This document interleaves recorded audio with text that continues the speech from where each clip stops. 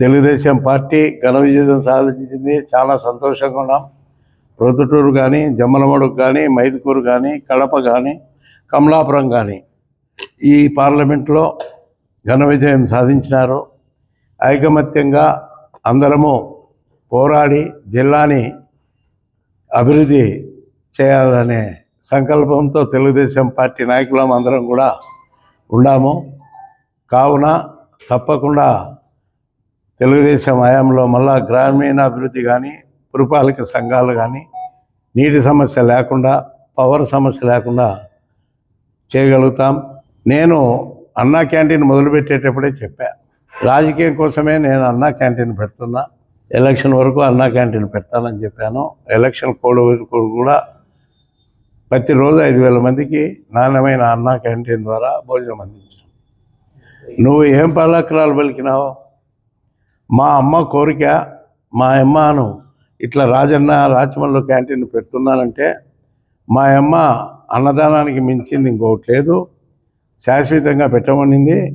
మా అమ్మ కోరిక తీర్చేదానికి నేను బతుకునేంతసేపు, నేను సచ్చినా కూడా వంశపార్యంగా పేద ప్రజలకు ఈరోజు ఏ విధంగా 2,000 మందికి పెడుతున్నానో కంటిన్యూ 2,000 మందికి అట్నే కొనసాగిస్తానని చెప్పేసి ఆ రోజు ప్రజల ఓట్లు దండుకోవడానికి చెప్పినావు అనిపిస్తుంది.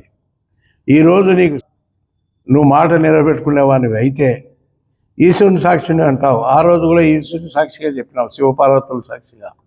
వాళ్ళ మీద నీకు ఏమాత్రము గౌరవం ఉన్నా నువ్వు రాజమల్ల క్యాంటీను కొనసాగించు, బీద ప్రజలకు సేవ చేయి. లేని పక్షంలో అన్నా క్యాంటీన్లు త్వరలోనే ప్రభుత్వం ద్వారా మేము స్టార్ట్ చేస్తున్నాం. నువ్వు ఇప్పుడుండే మున్సిపాలిటీ స్థలంలో నెలకు 15,000 లీజు తీసుకొని గవర్నమెంట్ మున్సిపాలిటీ స్థలంలో చాలా తక్కువ ధరకు అధికారం ఉంది కదా అని నువ్వు అక్కడ ఎస్టాబ్లిష్ అయినావు. నువ్వు కొనసాగిస్తే 2-3 రోజుల్లో కొనసాగించినట్టు, లేదంటే ఆ ప్లేస్లోనే అన్నా క్యాంటీన్ పెట్టేదానికి కూడా మేము సిద్ధంగా ఉన్నాం. ఇది నీ సవాలుకే వదిలేస్తున్నాం, నీ పౌరుషానికే వదిలేస్తున్నాం, నీ ఇంకిత జ్ఞానానికే వదిలేస్తున్నాం.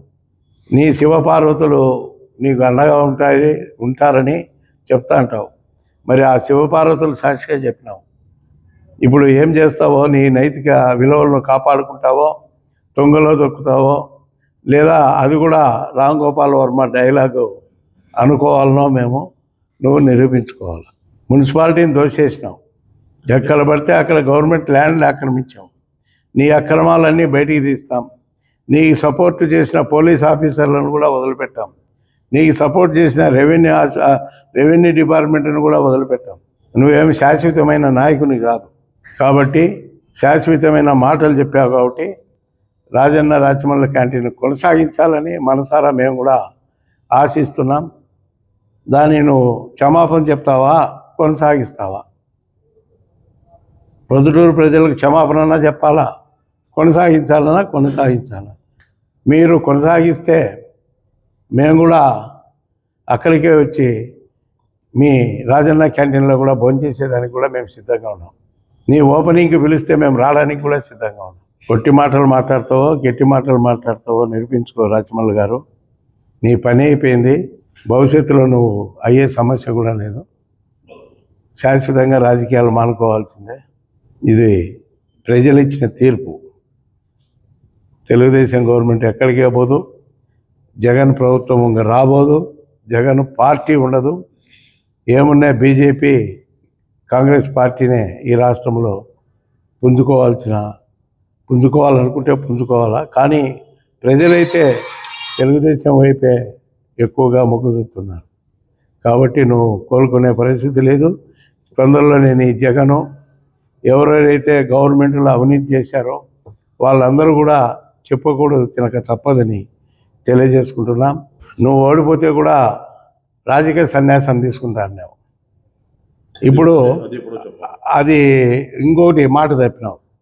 నా తర్వాత మా అన్న అన్నావు, మా అన్న తర్వాత మా అన్న కొడుకు అన్నావు.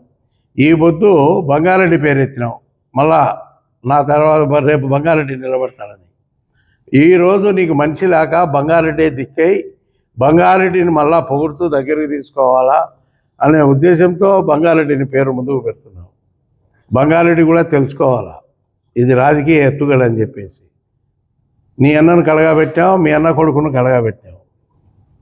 నీ అరేంజ్మెంట్ అన్నీ బయటకు వస్తాయి. పార్టీ వదిలిపెట్టే సమస్య లేదు.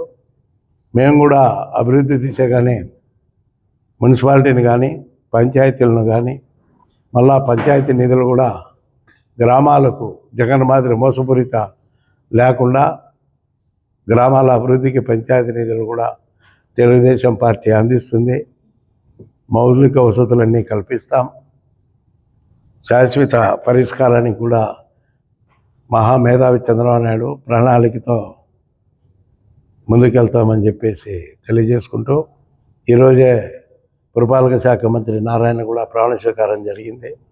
15-20 రోజుల్లోనే అన్నా క్యాంటీన్లో 100 స్టార్ట్ చేస్తామని కూడా స్టేట్మెంట్ ఇవ్వడం జరిగింది. వాళ్ళకు ప్రత్యేక ధన్యవాదాలు నారాయణ గారికి. తప్పకుండా ఈ విజయం ప్రజలు చాలా సంతోషంగా ఉన్నారు. తెలుగుదేశం పార్టీ వాళ్ళు కానీ, జనతా పార్టీ వాళ్ళు కానీ, జనసేన కానీ అన్ని పార్టీలు కలిసి కేంద్రంతో కూడా సఖ్యతగా ఉండి నిధులు తెచ్చుకోవడానికి కూడా మనకు ఎక్కువ అవకాశం ఉంది.